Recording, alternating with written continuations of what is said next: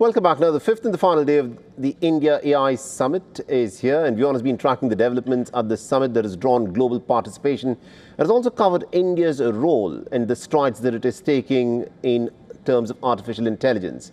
And WION's Dharamjot Kaur spoke with Dr. Florian Mueller, a senior partner and also the head of Bain's EMEA AI, Insights and Solutions Practice, where he explained as to how the Global South can in fact join AI adoption via cultural integration and also democratization, plus some infrastructure challenges. On India, he said that the nation is performing exceptionally well in the global AI race and is also serving as a model for adoption accelerator. Listen to this conversation. You represent the EMEA region, so particularly for the African continent and for the Middle East, there's a lot of conversation about democratization and inclusivity when it comes to artificial intelligence. And the main concern about representatives from these countries is cultural integration, because we end up looking at such a Western perspective to so many things. The fact that a lot of Global South does not get to see itself integrated culturally and in the manner that they want to, how is it that this is a problem that can be solved in the future when it comes to adopting AI and democratizing the entire process? It's a great point, and obviously in a lot of the discussions we're having around the Global South, that is one of the key discussions. And one element, and you pointed this one out, is the data on which the models are being trained, on how inclusive is it, what kind of bias are we introducing into the models just by the nature and how they're being trained.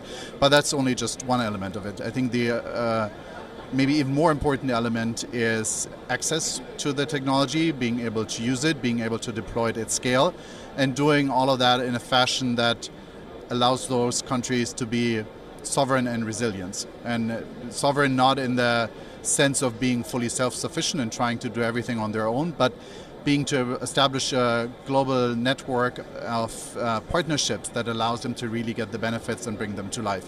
And yes, we also need to address the aspect of fairness in the models and inclusivity, and I think there's a lot of discussion around using data for fine-tuning and so on in those respective countries, but I think it's the broader set of topics that is important to really make it inclusive.